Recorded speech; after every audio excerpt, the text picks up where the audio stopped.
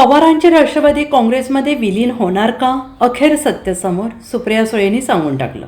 एकीकडे राज्यात विधान परिषद निवडणुकीमुळे वातावरण तापलेलं असताना दुसरीकडे राज्यात शरद पवार यांच्या राष्ट्रवादीच्या विलिनीकरणाची चर्चा रंगली. शरद पवार यांचा पक्ष हा काँग्रेसमध्ये विलीन होण्याची शक्यता असल्याचं बोललं जात आहे. विशेष म्हणजे तसा प्रस्ताव काँग्रेस पक्षाकडून शरद पवार यांच्या पक्षाला मिळालेला असल्याचा दावा केला जातोय.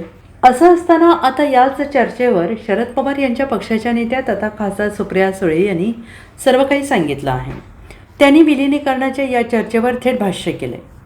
सुप्रिया सुळे यांनी आज माध्यम प्रतिनिधींशी संवाद साधला. यावेळी माध्यमांशी बोलताना त्यांनी विलिनीकरणाच्या चर्चेवर भाष्य केले.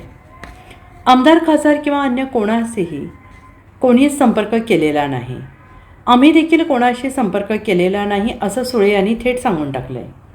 तसेच विलिनीकरणाची ही चर्चा कुठून सुरू झाली, चर्चा कोणी सुरू केली याची मला कल्पना नाही असंही सुळे यांनी म्हटलं आहे. आमदार, खासदार, पदाधिकारी आम्हाला कुणालाच कोणी कॉन्टॅक्ट केलेला नाही आहे आणि आम्ही कुणाला कॉन्टॅक्ट केलं नाही आहे. त्याच्यामुळे ही बातमी कुठून सुरू झाली, तुम्हाला कोणी सांगितली हे तुम्हाला माझ्यापेक्षा जास्त माहिती. तृणमूलमध्ये सध्या ज्या घडामोडी आहे त्या पार्श्वभूमीवर अशा चर्चा सुरू झाल्या.